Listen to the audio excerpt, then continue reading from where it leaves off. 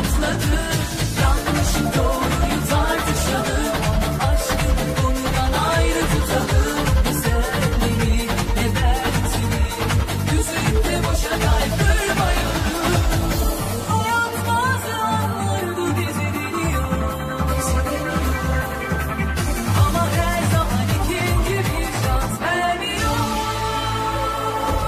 Herkes hak ettiği gibi yaşıyor. Senin gibiler çabuk unutuluyor. Yaşayan herkes üzülüyor. Bende aşklar kısa sürüyor.